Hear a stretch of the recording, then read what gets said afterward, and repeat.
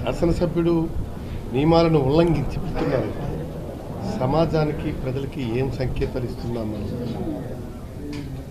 కాబట్టి దాని మీదను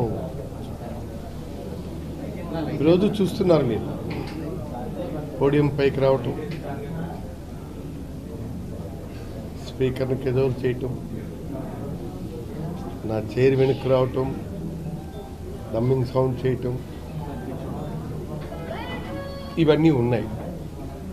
కాబట్టి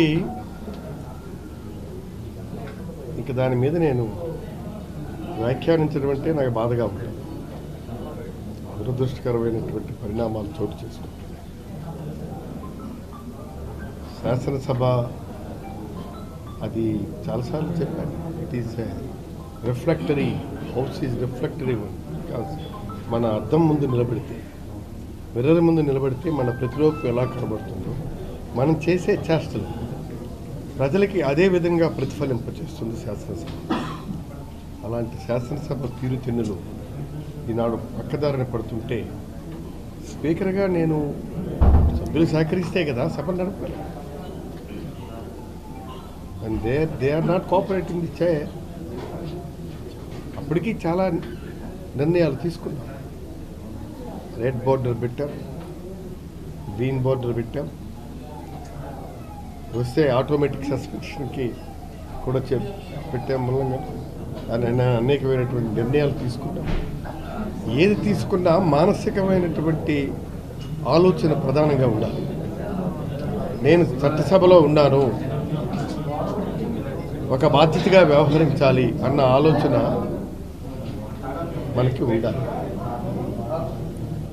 అది ఎప్పుడైతే కాదనుకుంటామో ఇంక నేను ఒక దశ వరకే నేను కంట్రోల్ చేయగలను, తప్పితే అనివార్యం నాకు సస్పెన్షన్ చేయడం. అప్పటికీ చాలా వరకు చాలా కూల్గా, క్యాలిక్యులేటెడ్గా, కామ్గా ఉండే సంయమనంతోనే సభను కంట్రోల్ చేయరు. వాళ్ళు సహచర శాసనసభ్యులు కదా, వాళ్ళు సహచర శాసనసభ్యులు.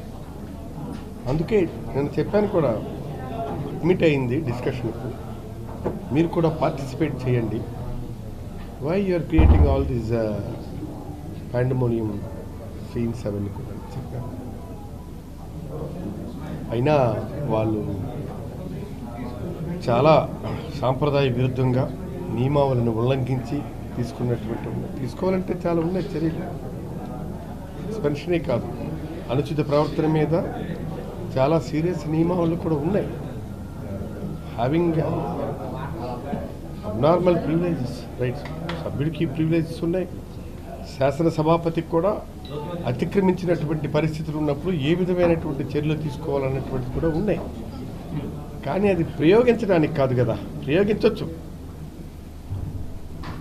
కానీ వీలున్నంత మేరకు అవి నివారించే ప్రయత్నం మనం చేయాలి. ఇప్పుడు రెండో వైపు